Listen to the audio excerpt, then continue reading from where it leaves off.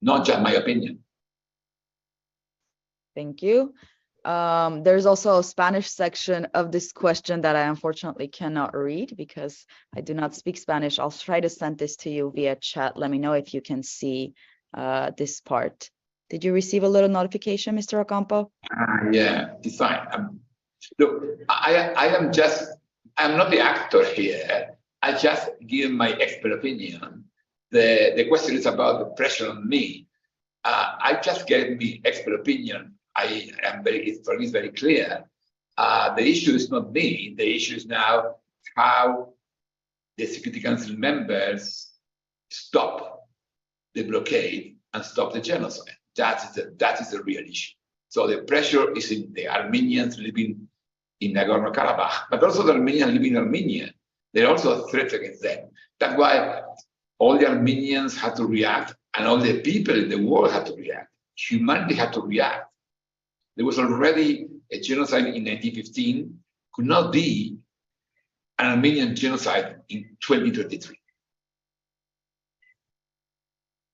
Great, thank you. The next question is directed at Mr. Ghazarian. Can you please explain more on the starvation cases?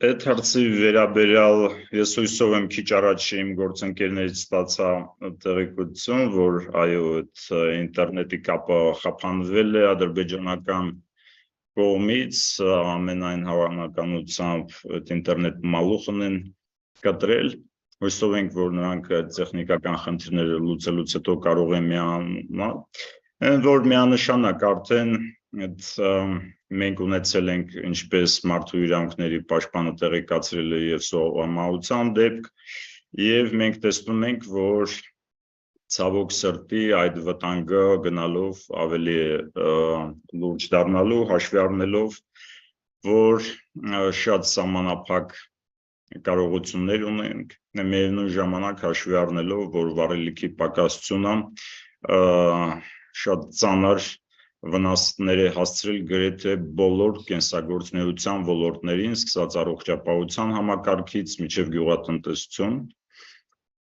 Եվ Ադրբեջանը, ինչպես պարոն Օկամպոյի զեկույցում նշվել է, այո, շատ գիտակցաբար է այդ սովի մատնելու այդ գործիքը ընտրել եւ միայն ու միայն միջազգային հանրության կողմից կոնկրետ քայլեր ձեռնարկելու պարագայում հնարավոր կլինի զսպել ադրբեջանական կողմին։ Great, thank you, Mr. Ghazarian. Շնորհակալություն. The next question we have is directed at both participants. We'll give the microphone first to Mr. Ocampo and then Mr. Ghazarian. What is your assessment of yesterday's UN Security Council session? Are you expecting any concrete outcomes from this session? Well, I was not there. I'm not a member of the Armenian delegation, but I read this morning. I think it's the beginning of the discussion there. I don't think it's the end of the discussion. The basic thing is Azerbaijan is refusing to obey International Court of Justice decision. The main court of the UN system, the UN Security Council has to follow up on that. And it's very simple. I believe the resistance, the rejection of Azerbaijan of the binding instructions of the International Court of Justice and the request of the Security Council to unblock the corridor is showing the genocidal intention. What else do we need? Everyone is telling Azerbaijan, stop the blockade. You are producing the risk of starvation and death. And they are ignoring it.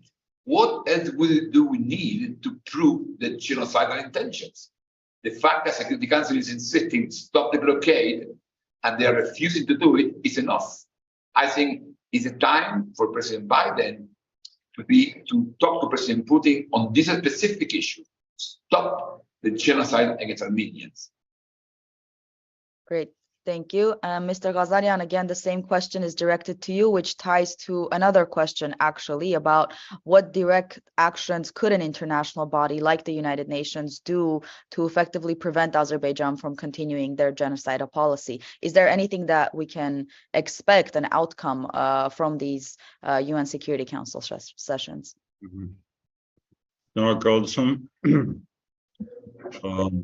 Այստեղ առաջին հերթին կնշեմ, որ այն հանգամանքը, որ ստեղծված իրավիճակին անդրադարձել է ՄԱԿ-ի անվտանգության խորհուրդը, սա արդեն ողջունելի է։ Օգտվելով առիթից ուզում եմ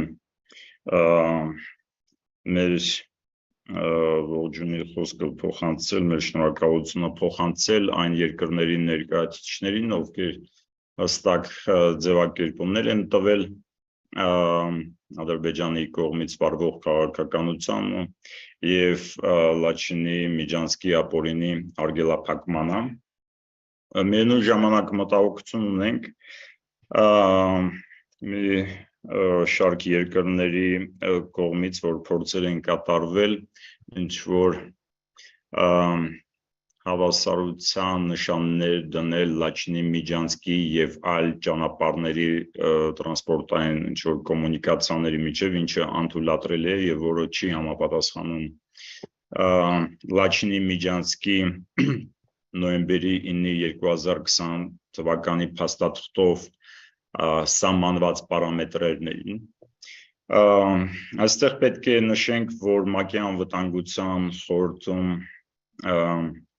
այս արտահերթ նիստի հրավիրումը սա միայն մեկնարկն է եւ այս գործընթացը շարունակվելու է, իսկ կարողությունների առումով, այո, հաշվի առնելով, որ ՄԱԿ-ի անվտանգության խորհուրդը հենց այն կառույցն է, որը ունի եւ նման իրավասություն եւ նման լիազորություններ եւ կարողություններ, որպեսզի կանխարգելի այն ցեղասպան քաղաքականությունը, որը մենք տեսնում ենք Ադրբեջանի կողմից։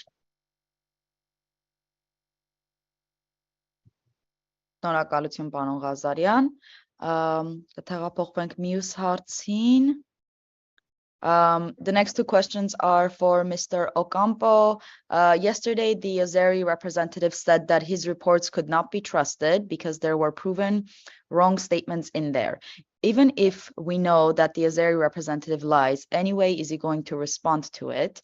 And it continues, from his point of view as a lawyer and as a specialist in international affairs, how can it happen that the self-determination rights of Artsakh people are neglected internationally? This is from Emma Zakarian. Well, no, there are two different things there. One, Artsakh was never recognized, and that's connected with fears in different parts of the world about autonomous regions. But even if they are not recognized as a state, independent states, there is no right to commit a genocide against the internal community. That's the point. That's a different debate. What is Artsakh, should be recognized or not, is a different debate. The debate on genocide is a group of Armenians living in Azerbaijan cannot be destroyed. That's it. That is the main topic. And that is the commitment to prevent genocide. And what I see now is the idea to keep dividing US and Russia and France as a way to continue doing the genocide. Remember, in 1915, the genocide was committed in the middle of the First World War. So it was totally similar to today's situation where the Ukrainian conflict is dividing the world. So the genocide against Armenians was committed, taking the opportunity that the world was involved in a very divisive conflict. That's why the solution for the Armenian genocide 2023 is very simple. A coalition of those who are fighting in Ukraine, a coalition of them will solve the Armenian genocide. And that's what we need to do. There are two different problems. And that's why I insist Armenia could not be a collateral damage of the Ukrainian war. Great. Thank you, Mr. Ocampo.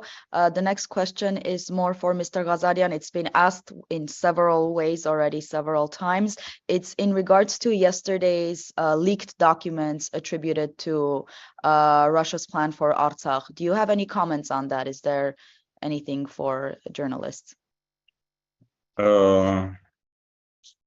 Այդ հարցի վերաբերյալ կնշեմ հետևյալը, որ պաշտոնական խողովակներով Արցախի արտգործնախարարությունը նման փաստաթուղթ չի ստացել։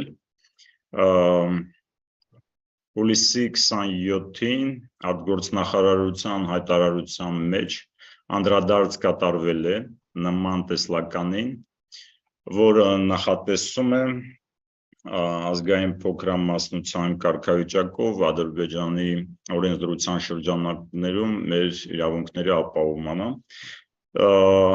Մենք շատ հստակ նշել ենք, որ սա իրականությունից կտրված տեսլական է, սա ոչ միայն մեր կարծիքն է, այն սրա մասին փաստում են այն իրողությունները, որոնք մենք ունենք գետնի վրա, եւ եթե որևէ մեկը միջնորդներից նման հույսեր ուներ, ապա տեսնելով Ադրբեջանի կողմից այդ քաղաքականության արդյունքները, այն պարագայում, երբ որ 120,000 մարդ միտումնավոր մատնված են սովի, ամենօրյա կտրվածքով ադրբեջանական կողմից հնչում են ռազմատենչ հայտարարություններ, սպառնալիքներ, ուժի կիրառման մասին սպառնալիքներ, ինչպես է ոչնչացվում հայկական պատմամշակութային ժառանգությունը, այսինքն որևէ հիմքեր, որևէ միջնորդի չունի, որպեսզի նման տեսլականների ինչ-որ առաջարկներ հնարավոր լինի կյանքի կոչել։ Մենք այս փաստաթղթի մասով միայն կսահմանափակվենք այսքանով։ Եղավ, շնորհակալություն։ Հաջորդ հարցը նորից երկուսին է ուղղված. What can the US Congress and State Department do to help prevent genocide and alleviate this conflict? This similar question has been asked several times by different people. They're wondering about concrete steps. What are the concrete steps that different nations can take? Are there any concrete steps that they can take? Mr. Ocampo? Well, the easy solution is that Russia is supported by Americans, France, to implement its own role as a peacekeeper, to implement the transfer of the humanitarian assistance through the Lachin corridor. Russia has the legal ability. The problem politically could not be used against Russia. So that's why I think in this moment, Russia and US and France have to agree that Russian peacekeepers will transport humanitarian assistance, and they do it. But if Russia cannot do it without the open approval of the Security Council or US and France and the permanent members. Thank you, Mr. Ocampo. That's interesting, because normally genocide is very complicated to solve, because normally people ask for military interventions. Here we don't need military intervention. We have the peacekeepers, Russian peacekeepers in charge, but the world has to be united, that the Russian peacekeepers doing their job will be supported by the US, France, and all the international community. That's it. That's why I insist. The agreement on that is very simple. If US support Russian peacekeepers to do their own job, the job would legally authorize it. This end in one day.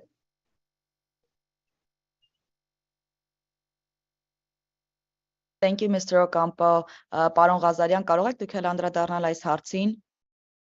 Ես շատ կարճ կանդրադառնամ։ Ուրեմն Միացյալ Նահանգները եւ ՄԱԿ-ի անվտանգության խորհրդի հատկապես մշտական անդամ երկրները այն պետություններն են, որ այդ գործիքակազմը ունեն, թե ինչպես կարող են կանխարգելել եւ օգոստոսի 8-ին Արցախի հանրապետության նախագահի ուղերձում հստակ նշված էր, թե ինչ ակնկալիքներ ունենք։ Առաջին հերթին, որ հստակ գնահատական տան ստեղծված իրավիճակին, հստակ բնորոշեն, իրավական բնորոշում տան ստեղծված իրավիճակին։ Արդեն իսկ նման գնահատականներ եւ բնորոշումներ ստանալուց հետո այդ գործիքակազմը ինքնին ի հայտ կգա, դա եւ պատժամիջոցների մասին է խոսքը գնում եւ այլ տեսակի դիվանագիտական քաղաքական գործիքների մասին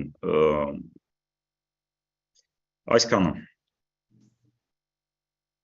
Եղավ, շնորհակալություն, անցնենք մյուս հարցին. There have been some calls for recognizing the independence of Nagorno-Karabakh, Artsakh.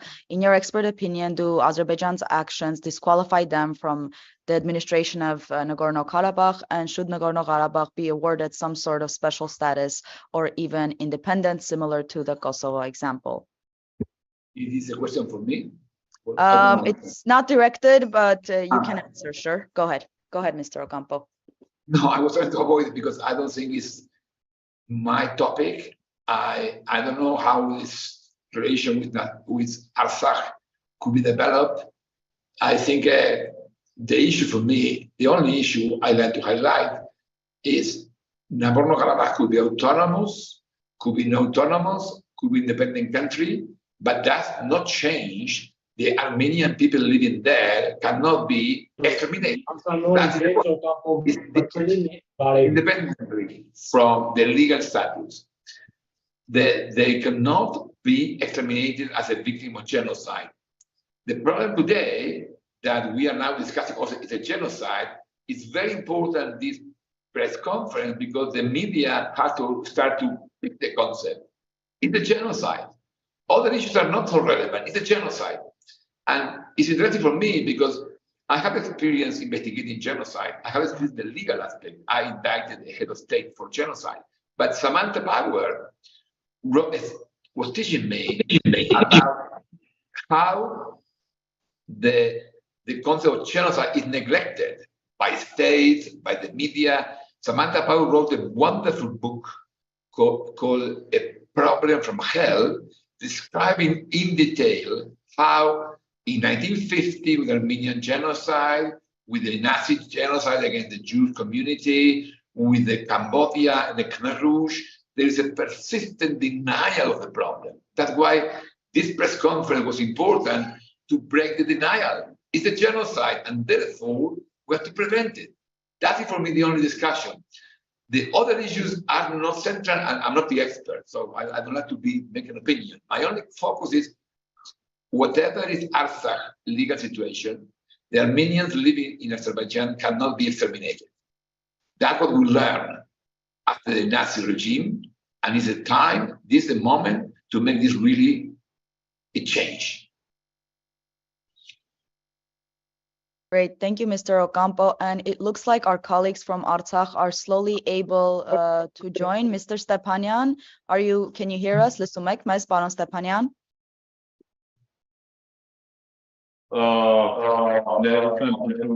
Տեխնիկական պատճառներով որովհետև հենց ասուլիսից վայրկյաններ առաջ տարածիորեն կտրվեց ինտերնետ կապը, ավելի ուշ պարզվեց, որ մալուխը դեպի Արցախ եկող կտրվել է Լաչինի Բերձորի միջանցքում ադրբեջանցիների կողմից. Այս պահին մենք կարողանում ենք կապի մեջ մնալ, այսպես ասած, այլընտրանքային կապուղիներով, այնպես որ հնարավոր է այս ասուլիսի ընթացքում ևս տեխնիկական խնդիրներ ունենանք։ Ներկայացնեմ արցախյան տաղավարում բանախոսներին, մարդու իրավունքների պաշտպան Գեղամ Ստեփանյան եւ Շուշիից բռնատեղահանված քաղաքացի, ով այսօր նաեւ շրջափակման դժվարություններն է կրում, Ալվինա Ներսիսյան։ Մենք կարող ենք արդեն կարճ 3 րոպեանոց խոսք տալ մեր բանախոսներին, դրանից մեր հյուրերի հարցերին կարող ենք անցնել։ Ես ներողություն խնդրում, եթե թույլ տաք նախապես տեղեկացվել է, որ դիպված եմ լինելու մի քիչ ավելի շուտ դուրս գալ հաշվի առնելով նախատեսված այլ հանդիպում կար։ Շատ ուրախ եմ, որ մեր գործընկերներին Արցախից հաջողվեց միանալ այս մամլու ասուլիսին։ Եթե իմ մասով տեսնում եմ որոշ երկու հիմնական հարցը, եթե դեմ չեք ձեր թույլտվությամբ կարող եմ, եթե դեմ չեք պատասխանել ու ձեր թույլտվությամբ արդեն դուրս գալ, եթե ընդունելի է։ Կարծում եմ խնդիր չի լինի, պարոն Ղազարյան, լսում ենք ձեզ։ Շնորհակալություն, ինչպես ես տեսնում եմ այս հարցերից հիմնական երկու հարցը, որը ուղղված է մեզ, մեկը վերաբերում է Արցախ, Ադրբեջան այս բանակցություններին եւ մյուսը, եթե ճիշտ եմ ընկալում, այդ Աղդամ, Ստեփանակերտ ճանապարհի շահագործմանը։ Առաջի հարցի մասով կնշեմ հետևյալը, մենք բազմից այս հարցին անդրադարձել ենք, որ արցախյան կողմը ամենաշահագրգիռ կողմն է, որպեսզի խաղաղ ճանապարհով բանակցությունների միջոցով մենք կարողանանք հասնել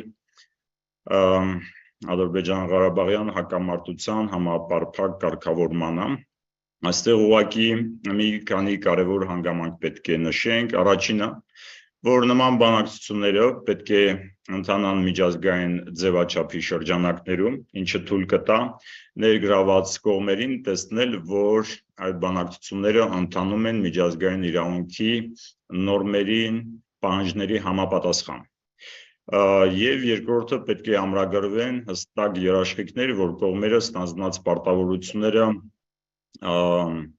կատարելու են, հաշվի առնելով մենք ունենք նոյեմբերի 9-ի փաստաթուղթ, որտեղ նաև կա Ադրբեջանի նախագահի ստորագրությունը, որը խախտվել է։ Ինչ վերաբերում է այն առաջարկներին, որ մենք ստացել ենք երրորդ երկրի տարածքում հանդիպել, այո, եղել են օգոստոսի սկզբին նախատեսվում էր նման հանդիպում, արցախյան կողմը ընդունել, ադրբեջանական կողմը վերջում չեղարկել է մասնակցությունը եւ մենք ստացել ենք Եվլախում հանդիպելու մասին առաջարկ, բայց ինչպես տեղյակ եք, մեր հայրենակիցը Վագիվ Խաչատրյանը, որը Կարմիր խաչի միջոցով տեղափոխվելու ժամանակ Հայաստանի Հանրապետություն արևանգվել էր ադրբեջանական ուժերի կողմից եւ այդ տրամաբանությամբ ինչ որ հանդիպումներ, հատկապես առանց միջազգային միջոցների, առանց երրորդ կողմի ներկայությամբ հանդիպումներ Ադրբեջանի տարածքում անհնար են։ Սա ինչ որ վերաբերում է առաջին հարցին, այստեղ կավելացնեմ միայն, որ արցախյան կողմը պարբերաբար ռուսական խաղապանների միջոցով փոխանցում է առաջարկներ հանդիպումների մասին, որոնք անտեսվում են ադրբեջանական կողմից։ Տեղյակ եք, որ վերջին նման հանդիպումը մարտի 1-ին է եղել, որի ժամանակ քննարկվել են տեխնիկական եւ հումանիտար բնույթի հարցեր, բայց ադրբեջանական կողմը փորձել է խեղաթյուրել այդ հանդիպման բովանդակային մասը։ Եվ մարտի 5-ին մենք տեսել ենք ադրբեջանական կողմից այդ դիվերսիոն գործողությունները, որի հետևանքով 3 ոստիկան զոհվել է եւ 1 ոստիկան վիրավորվել է։ Անդրադառնալով երկրորդ հարցին կապված Աղդամ Ստեփանակերտ ճանապարհին պետք է նշենք, որ այդ իսկ քայլով առաջին հերթին կլեգիտիմիզացվի Ադրբեջանի կողմից այս լաչինի արգելափակման ապօրինի գործողությունները։ Ադրբեջանը հստակ ուզում է, որպեսզի այդ կապը Հայաստանի միջև եւ Արցախի հանրապետության միջև կտրի արգելափակելով լաչինի միջանցքը։ Եվ երկրորդը, որևէ միջազգային օգնություն ինքը չպետք է նսեմացնի մարդու արժանապատվությունը։ Հետևաբար, եթե Ադրբեջանը ինքնուրույն է ստեղծել նման ծանր իրավիճակ, միտումնավոր մատնելով սովի ավելի քան 120,000 մեր հայրենակիցներին, սա ուղղակի փորձելով այդ կեղծ փորձերը ներկայանալ տենց մարդասիրական ինչ-որ մոտեցումներով անընդունելի պետք է լինեն։ Եվ երրորդը, սա ոչ միայն Արցախի իշխանությունների դիրքորոշումն է, այլ նաև մեր հայրենակիցների, մեր քաղաքացիների, ինչպես տեղյակ եք, 3 արցախյան մի շարք հասարակական կազմակերպություններ անդրադարձել են այս հարցին եւ նշել, որ սա ուղղակի անթույլատրելի է։ Հավասարության նշան դնել Լաչինի Միջանցքի մեկ էլ Աղդամ Ստեփանակերտի ճանապարհների միջև անթույլատրելի է։ Այսքանը։ Ես բոլորիդ շնորհակալություն եմ հայտնում, շատ ուրախ եմ, որ իմ գործընկերները Արցախից կարողացել են միանալ, խոսքը տրամադրենք ձեզ։ Շնորհակալություն։ Շնորհակալություն, պարոն Ղազարյան, պարոն Ստեփանյան, խոսքը փոխանցում ենք ձեզ, խնդրում եմ ձեր միկրոֆոնը միացնել, շատ լավ։ Շնորհակալություն, նախ ուզում եմ ողջունել մեր ասուլիսին մասնակցող բոլոր մասնակիցներին եւ ողջունել նաեւ պարոն Օկամպոյին այս կարևոր ներդրումը ունենալու այս հարցը միջազգայինորեն ավելի բարձր հնչեցնելու եւ իրապես Արցախի ժողովրդի գլխին կախված ցեղասպանական եւ արդեն իսկ իրականացվող ցեղասպանական գործողությունների մասին աշխարհին իրազեկելու եւ փորձագիտական կարծիք տալու համար 8 ամիս շարունակ Արցախի մարդու իրավունքների պաշտպանի հաստատությունը տարբեր զեկույցներով, տարբեր տեղեկանքներով, տարբեր կազմակերպությունների մշտապես ներկայացրել է, որ սա հանցավոր համակարգված եւ շարունակական կերպով իրականացվող գործողություններ են, որոնց նպատակը Արցախի ժողովրդին ոչնչացնելն է։ Եվ 8 ամիս շարունակ ահազանգել ենք, խնդրել նաև միջազգային ներկայություն, խնդրել, որ այդ ստեղծված իրավիճակի մասին տեղում փաստավակ իրականացվի եւ ներկայացվի միջազգային համապատասխան կառույցներին։ Ցավալիորեն երեք նաև ՄԱԿ-ի անվտանգության խորհրդում տեղի ունեցած քննարկման ժամանակ OÇA-ի ներկայացուցիչը խոսում է, որ OÇA-ն տեղում ներկայացվածություն չունի։ Եվ հարց է առաջանում, թե սա ում մեղավորությունն է, որ 8 ամիս շարունակվող ցեղասպանական այս սովի եւ մարդու իրավունքների լայնածավալ խախտումների պարագայում ՄԱԿ-ը, որը աշխարհում խաղաղության եւ անվտանգության կարևոր պահպանման կարևոր գործառույթ ունի, 8 ամիս հետո չունի որևէ ներկայություն Արցախում եւ OÇA-ն հիմնվում է միայն Կարմիր խաչի միջազգային կոմիտեի կողմից տրված տեղեկատվության վրա։ Սա նաեւ հենց այդ կառույցի ձախողման իր առաքելությունը չկատարելու հետևանք է։ Եվ կարծում եմ, որ օր առաջ այս ցեղասպանությունը կանխելու համար հենց նաև միջազգային համապատասխան ներկայություն պետք է ապահովել Արցախում, որը պետք է զսպիչ դեր կատարի Ադրբեջանի կողմից վարվող այս հանցավոր գործողությունները կանխելու համար։ Իրավիճակը Արցախում ապրող մարդու համար իրապես օրհասական է, ցանկացած օրը կարևոր է, ցանկացած օրը ուզում եմ կրկնել եւ նաեւ բոլոր լրատվամիջոցների ներկայացուցիչներին ասել, որ այո, արձանագրել ենք արդեն սովամահության դեպք։ Կա բոլոր փաստերը եւ նաեւ ուզում եմ այսօր ձեզ ներկայացնել, որ մենք պատրաստ ենք ցանկացած երրորդ կողմի ներկայացնել բոլոր փաստերը, անգամ անհրաժեշտ նյութեր նոր փորձաքննության համար, եւս մեկ անգամ ապացուցելու, որ տվյալ անձը մահացել է ուղիղ սովամահության, քրոնիկ թերսնուցման եւ սպիտակուցային էներգետիկ անբավարարության հետևանքով։ Եվ սա այն է, ինչ սպառնում է 120,000 մարդու։ Միջազգային ներգրավվածությունը ցեղասպանություն կանխելու հարցում անհրաժեշտ է րոպե առաջ կիրառել եւ հույս ունեմ նաեւ որ այսօրվա մեր այս ասուլիսը եւ ասուլիսի ժամանակ հնչած մտքերը եւ պատասխանները կօգնեն հնարավորինս ավելի մեծ ճնշում գործադրել քաղաքական մակարդակում, միջազգային քաղաքական մակարդակում որոշում ընդունողների վրա եւ ոչ թե երեկվա ՄԱԿ անվտանգության խորհրդի նիստի ժամանակ հնչած այն կլիշե եւ այսպես ասած պրոտոկոլային հայտարարություններ հնչեն, թե դատապարտում ենք կամ խիստ մտահոգված ենք, այլ լինեն հստակ գործողություններ։ Ամեն օրը Արցախում ապրող յուրաքանչյուր մարդու, այդ թվում նաեւ 30,000 երեխաների համար օրհասական իրավիճակ է։ Ամեն օրը կարևոր է այս իրավիճակը հաղթահարելու եւ մարդկանց կյանքերը փրկելու համար։ Շնորհակալություն։ Տիկին Ալվինա, խնդրելու եմ նաև ներկայացնեք ձեր պատմությունը։ Ալվինա Ներսիսյանը բռնատեղահանված է Շուշիից եւ այսօր էլ իր ընտանիքի հետ կրում է շրջափակման դժվարությունները, այնպես որ կարծում եմ պատմելու շատ բան կունենաք։ Բարև ձեզ, շնորհակալ եմ, որ հնարավորություն տվեցիք արտահայտվելու այսօր։ Այո, մենք գտնվում ենք, ես հիմա խոսում եմ ոչ թե միայն իմ եւ իմ ընտանիքի կողմից, այլ նաեւ խոսում եմ 120,000 մարդու հազարավոր մայրերի անունից, ովքեր այսօր անհավասար պայքար են տանում այն իրականությանն հետ, որի մեջ մենք հիմա հայտնվում ենք, որովհետեւ ամեն օր հոգալ քո երեխաների համար հացը, որը որ դու ամեն առավոտ վերկենալուց վստահ չես, որ կարողանալու ես ձեր բերել, դա սարսափելի երևույթ է, ես ձեզ վստահեցնում եմ։ Մեր երեխաները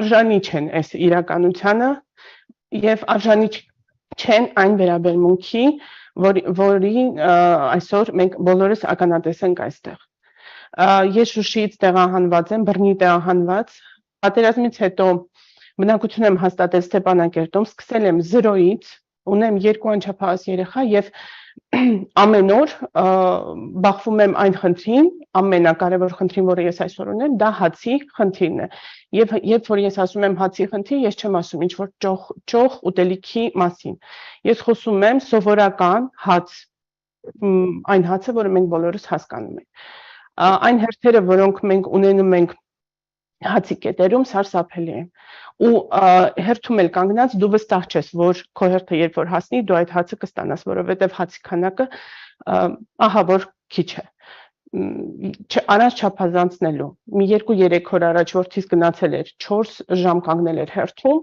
ու ցավոք սրտի դա դատարկաձեռն եկավ։ Տուն ասաց՝ մամ, կներես, մեզ չի հասել, ոչինչ, հաջորդ օրը մի քիչ շուտ կվերկենամ, շուտ կգնամ հերթում կկանգնեմ։ Եվ դա այն իրականությունը չէ, որը ցանկացած մայր ակնկալում է իր երեխայի համար։ Չեմ ուզում դա տեսնել ընդհանրապես ոչ մի ծնողի աչքերում, որը խոսքեր չունենա գտնելուց, փոփելու իր երեխային, որ ոչինչ, որ այսօր չի ստացվել, վաղը միգուցե կստացվի։ Մենք վաղը երեխեքին դպրոց ունենք ուղարկելու եւ առհասարակ պատրաստ չենք դպրոցի։ Ոչ նյութապես, որովհետև ոչ մի գրենական պետույք, ոչ մի հագուստ, ոչ մի կոշիկ մենք չենք կարողանում ձեռք բերել մեր երեխաների համար։ Ոչ էլ հոգեպես, որովհետև ես չեմ պատկերացնում ինչպես խոսեմ կրթության կարևորության մասին իմ երեխաների հետ, եթե առհասարակ չեմ կարող հոգալ այն տարրական կենցաղային իրենց հոգսերը։ Եվ դա այն իրականությունն է, որի հետ մենք այսօր ստիպված ենք պայքարել։ Շնորհակալություն Տիկին Ներսիսյան, կարծում եմ հարցերի ընթացքում էլի առիթ կունենանք ձեր պատմությանն անդրադառնալ, այս պահին ձայնը փոխանցեմ պարոն Օկամպոին, կարծեմ ինքն էլ ժամանակի խնդիր ունի, պարոն Օկամպո, խնդրեմ։ Thank you so much. I was very glad I can listen to the people in Artsakh.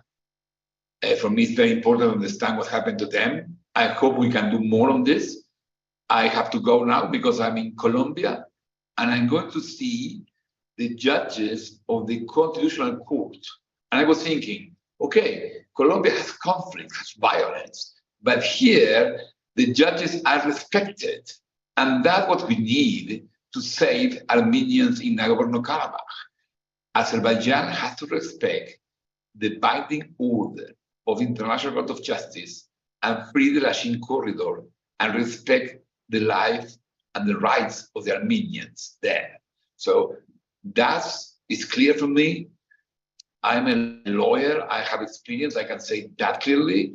Now, the responsibility is basically the biggest countries involved in this, US, Russia, France. They had to agree. They had to support Russia peacekeepers. If they agreed, they will stop the blockade in one day. Again, Armenians could not be collateral victims of Ukrainian conflicts. It's unacceptable an Armenian genocide in 2023. The world has to be ready to stop it, and we will. Thank you very much for inviting me to be with you, and I hope we can do this again very soon. Goodbye. Շնորհակալություն ձեզ ևս, պարոն Օկամպո։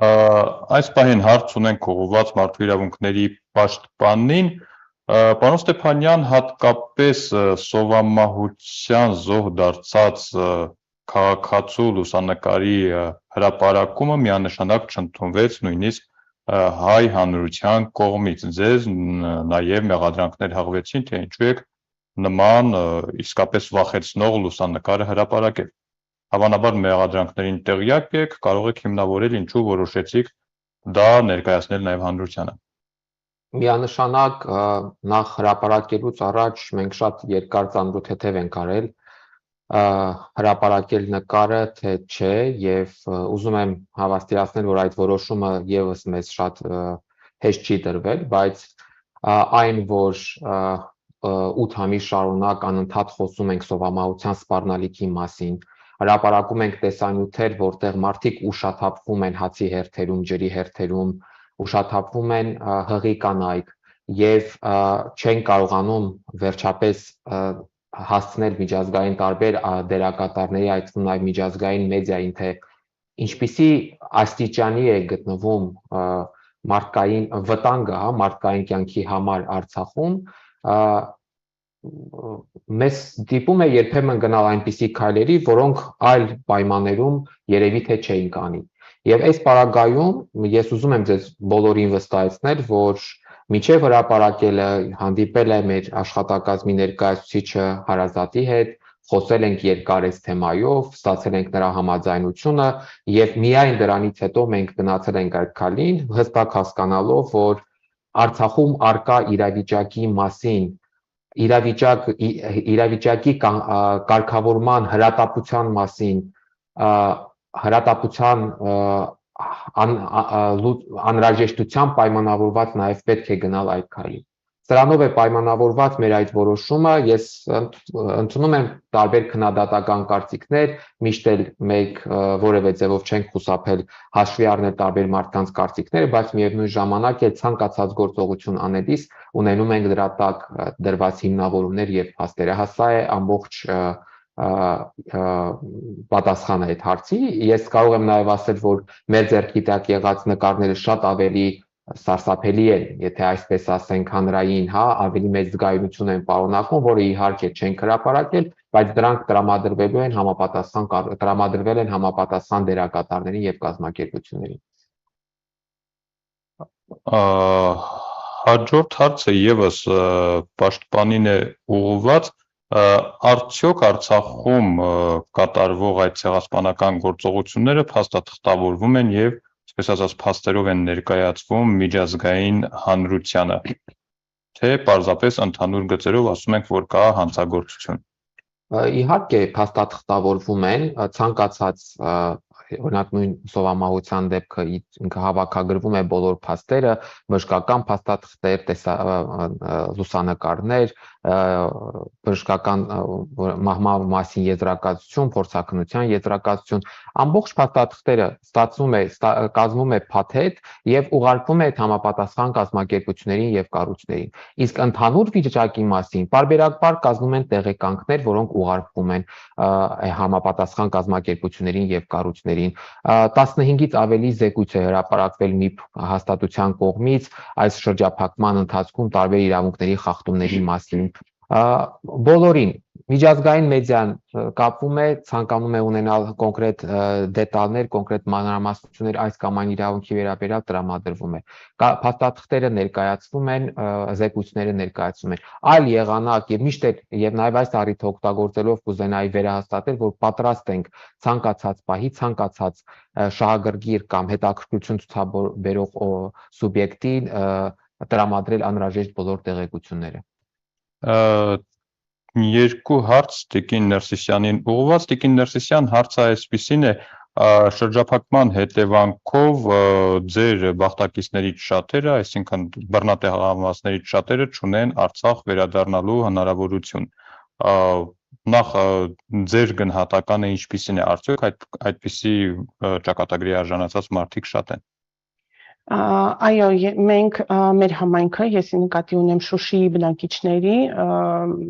տարբեր զալամաներում, Telegram-ում ունենք չաթեր եւ այնտեղ բարբերաբար շփվում ենք եւ տեղեկանում ենք, որ կան մեծ քանակությամբ արցախցիներ, հատկապես ուժից, որոնք հիմա բնակվում են Հայաստանում, Երևանում եւ այլ քաղաքներում եւ որոնք հնարավորություն չունեն վերադառնալու։ Եվ հնարավորություն չունեն վերադառնալու բացի այն, որ ճանապարհը փակ է, երկրորդ խնդիրը նաեւ այստեղ բնակվելու, բնակություն հաստատելու խնդիրն է։ Քանի որ մենք գիտենք, որ պետության կողմից բազմաթիվ ծրագրեր էին մշակված, որպեսզի ի օգնություն տեղահանվածներին, բայց նաև հասկանում ենք, որ այսօր այդ ծրագրերը կամ չեն գործում, կամ սահմանափակ քանակությամբ են գործում, հնարավորության շրջանակներում էլի պայմանավորված ստեղծված վիճակով։ Հաջորդը ոչ այն է հարցը, ոչ այն է խորհուրդ են հարցնում, ինչպես եք անչափահաս երեխաների հետ կարողանում դիմանալ շրջափակման դժվարություններին, արդյոք իսկապես ամեն ինչ այդքան վատ է։ Ճիշտն ասած, շատ վատ է։ Եթե ես ասեմ վատ է, դուք համարեք, որ ես ոչինչ չեմ ասել, որովհետև բոլոր երեխաները սիրում են քաղցրավենիք, սիրում են մրգեր, սիրում են ինչ-որ ուրախ տոնակատարություններ, մեր երեխաները այս ամենից զրկված են։ Այսօր այս ամենից ես եւս մեկ անգամ կրկնում եմ եւ խոսքը չի գնում միայն իմ երեխաների մասին, ես ունեմ զարմիկներ, ես ունեմ ընկերուհիներ, ովքեր ունեն երեխաներ, մենք անգամ քաղցրավենիք բառը երեխաների մոտ չենք արտահայտում, որովհետեւ իրանք փոքր են եւ իրանք չեն հասկանում այն վիճակը, որի մեջ իրանք հայտնվել են եւ չեն հասկանում ինչի ամիսներ առաջ ինչ որ բաներ կային, իսկ հիմա իրանք չեն կարողանում դա ստանալ։ Բազմաթիվ լուսանկարներ կան մեդիայում դատարկ խանութների մասին։ Արդեն հասել ենք նրան, որ երեխաներն են վիդեոռոլիկներ նկարահանում եւ ի ցույց դնում, որ չկա Ինձ թվում է, եթե իսկապես միջազգային հանրության ներկայացությունը լիներ Արցախում, իրենց սեփական աչքերով կտեսնեին այն դատարկությունը, որը տիրում է համատարած տիրում է Ստեփանագերտում եւ Ստեփանագերտից դուրս։ Հաջորդ հարցը թերևս իմ կողմից, որքան տեղյակ եմ, դուք եւ ձեր ընտանիքը նաեւ Ադրբեջանից փախստականների շարքում եք 90-ականներից։ Այսօր երբեմն խոսք է բացվում ադրբեջանցիների հետ համագործակցության եւ այլնի մասին։ Այդ մասին դուք ունեք ձեր պատմությունը, ձեր ընտանիքի պատմությունը։ Ասելիք ունեք այդ թեմայով։ Ես կնշեմ, որ փոքր էի այդ ժամանակ, բայց սարսափելու եւ սարսափի զգացմունքը նախ մնացել է ինձ մոտ։ Սունգայիթի ջարդերի ժամանակ էր մեր ընտանիքը փախստական դարձել Բաքվից հենց, տեղափոխվել էինք Հայաստան եւ ճիշտ է, ես փոքր էի, բայց ես հիշում եմ, որ սարսափելի մտահոգված էին իմ ծնողները նաեւ այն վիճակով, որը տիրել է այն ժամանակ։ Եվ նույնը իմ երեխաների համար ես հաստատ չեմ ցանկանում։ Արցախում տիրող իրավիճակի մասին տարբեր կարծիքներ կարելի է լսել, բայց կարծում եմ ավելի լավ է մեկ անգամ տեսնել։ Այս պահին առաջարկում եմ դիտենք մի կարճ տեսանյութ, որը ցույց կտա, թե այս պահին իրականում ինչ իրավիճակ ունենք Արցախում։ Խնդրեմ։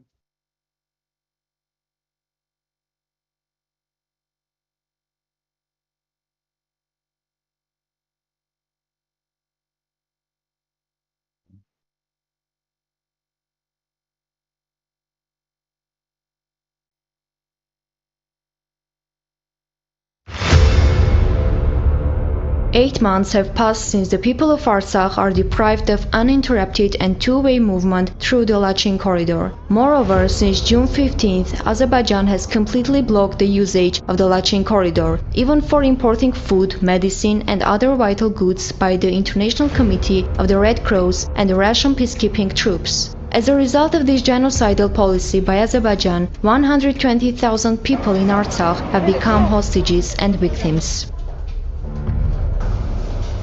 Ժանուոտիցին սպասում մատաղան, հատետի, աշկերուցեսնում չեմ, պատարեպեն մրալ, հատետի, տպտպելավ եկանում մատան, ներկուզ խոխազոված, կինսը զովածան դարբերում արդ։ Խնդրալ եմ երկու մածուն ապով, երկու սմետանայատվան հատեր կատ։ Մի ժամից ավել այս SMS հերթումը կանած, Ոզում չում մաման, բաբոն կյան վե ուրան կյամ ունրած վներնեց համա հոգնում ընտրադյան ես ումլի կյան։ Դե ես ջահելում եկա եմ հերթում կանիմ։ The blockade has caused severe fuel shortages in the Republic, disrupting the operation of public transport and medical vehicles. Agricultural work has also been hampered. Furthermore, Azerbaijan continues to target civilians engaged in agricultural activities, exacerbating the apparent acts of starvation inflicted upon the population.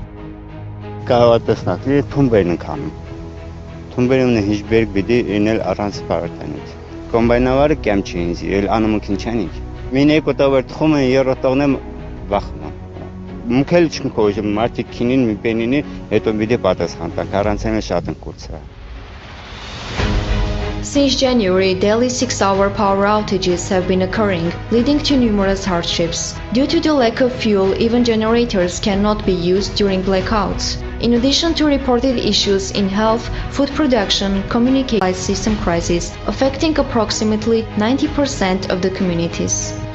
Առավոտ օրինակ մի եկտես քշանում ենք ցերցանան, բայց դե վեշուստոյ տաժա ամեն դնում պցենալա մեշկարնես համալի, բայց ձորա մի թարավելա ցերցանամ ենք Արդեն 3 օր աչուր չորնիկ նապորն միջև տարու էտաժը կեմ։ Առավոտն էլ դու։ Չէ, օրը 3։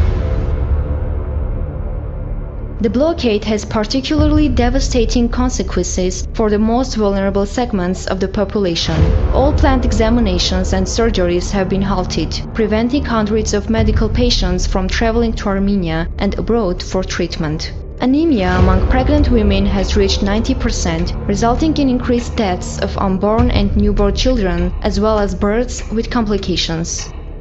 Ճիշտն ասած, մենք դժվարությամբ կապի հանեցինք շտապօգնությունը, մինչև լուծեցին վառելիքի խնդիրը, շատ սուր էր դրա։ Մինչև եկան, հասցրին, տարան, հասցրին Ստեփանակերտ, արդեն շատ ուշ էր, ես էլ արդեն հասկանում էի, որ շատ ուշ էր։ Հասանք Ստեփանակերտ, արդեն ժամը 5-ն էր։ Վիտամինի պակասություններ, մրգեղենի պակասություններ, ղեկավարությունը Դե ամենը գինը պետք է ամեն միրգը օգտագործի, քաղցրեղեն օգտագործի, որ աճ ունենա երեխա։ Մեր վիճակում էլ շկալությունից, դժվարությունից երեխան խուսի։ Around 2,000 pregnant women, 30,000 children, 20,000 elderly individuals and 9,000 people with disabilities are suffering from malnutrition and lack of basic supplies and medicine. Cases of diseases related to the blood system have increased by 2.6 times, and complications and fatal incidents are being reported among many chronic patients. Due to the absence of transportation, many are unable to visit hospitals. Even if it was previously possible to send those with acute issues to Armenia, many people now hesitate due to the lack of trust and prevailing fear following the Red Cross incident. Հրաժարվում են այլ քաղաքային բուժում ստանալուց եւ այո հենց այդ բառերով ավելի լավ է մեռնել իմ հողում, ինչքան կապրեմ, քան հանկարծ թուրքը ինձ գերի վերցնի։ Մանավանդ որ տարբեր խոսակցություններ արդեն գիտենք եւ փաստացի Կարմիր խաչը նույնպես հանդիսանալով միջազգային կառույց անհասկանալի է իր դերակատարումը եւ դիրքորոշումը այս պարագայում։ Several life-saving drugs have already been depleted and some are on the brink of exhaustion. Therefore, a decision has been made to evacuate all patients undergoing hemodialysis to the Republic of Armenia. Failure to do so will result in the death of all 41 patients receiving hemodialysis within a week after the depletion of necessary medical supplies.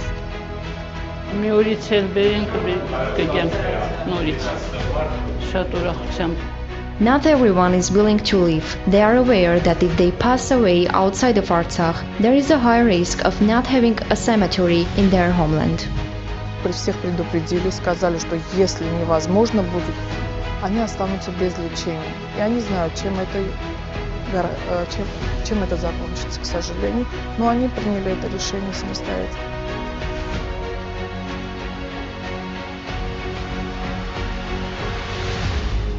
Ես էլ եմ ուզում ապրել, իմ նմաններն են ուզում ապրել, մենակ ես չեմ, ես 64 տարեկան եմ, իմ հետ այնքան հիվանդներ կան, դեռ լսած չկան պապա, մամա բառը, այս դրությունով չեմ կարա գնամ Երևան բուժման նպատակով, որովհետև ես ուզում եմ գանված սայլակին մեռնեմ Ղարաբաղում, մեռնեմ Արցախում ու թաղվեմ իմ գերեզմանոցում։